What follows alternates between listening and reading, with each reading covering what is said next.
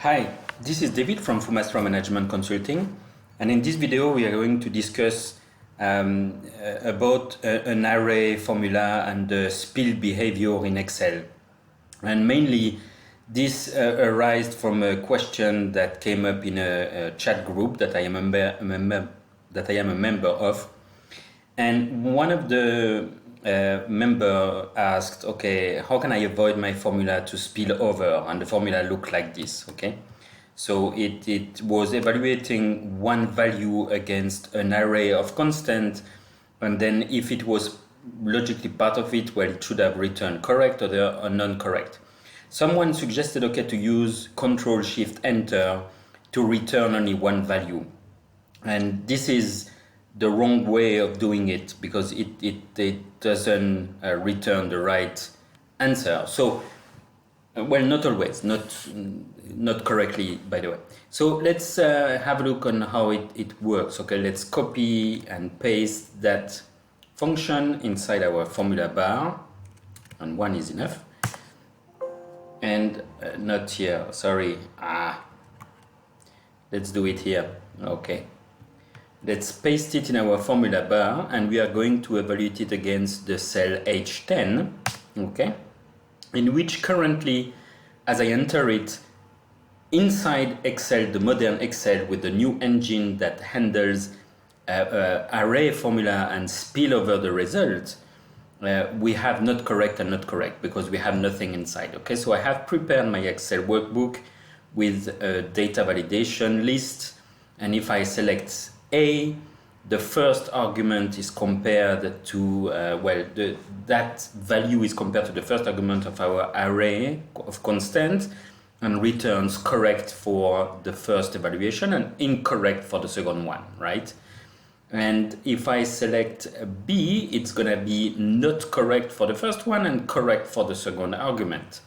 And if I select C, that I have available in my data validation list, I have two times not correct and not correct. So let's have a look at how it works when I evaluate each argument of our array function, of our if function, okay, with that array evaluation. So selecting the first argument and hitting F9, I reveal what evaluation is taking place behind the evaluation process. So I have an array which is returned as the logical test. And as I have an array evaluated, it will return for each item of that array either correct or not correct. So the first one is true, that's correct, it returns correct. The second one is not true, it's false, it will return not correct. And that's why I have as a return, as an output, an array that has two items, of which the first one is correct and the second one is not correct, and it spills over. That's how the new Excel handles it. In the previous, before the new engine, okay, we used to use a Control-Shift-Enter to still handle arrays and return an array, okay? So in that case, if I delete that, okay, let's delete that. And now let's use Control-Shift-Enter. So I'm going to paste that function, but instead of just doing enter, I use Control-Shift-Enter. And now I have only one result which is returned. But the result that's returned is the first item of that array, because still behind, if I select all this, what I have hitting F9, I can see that I have an array which is composed of the item correct and the second item not correct. If I validate my function with Control-Shift-Enter, I'm going to obtain the first item of that array. And we can see here, if I change this to B, I'm gonna have not correct, because the value of that cell is evaluated to both items of that array, the first item of that array is not B, it's not correct. Okay, let's have a look again to our function that contains an array as the output of that formula, and we can see that it contains not correct as the first item, correct as the second item. And because I have entered that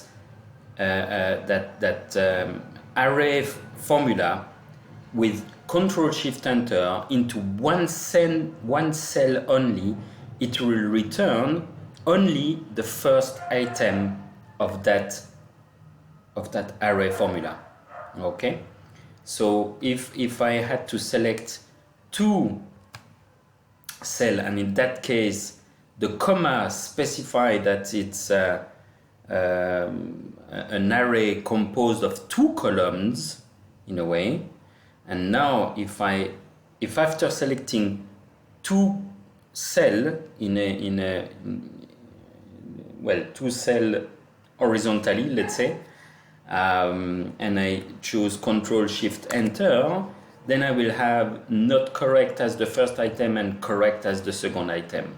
Okay, so careful with validating an array function, an array formula rather, with Control-Shift-Enter, because when we have only one cell selected, the result is the first item of that array. But behind we have several elements, several items in that array. So careful with that.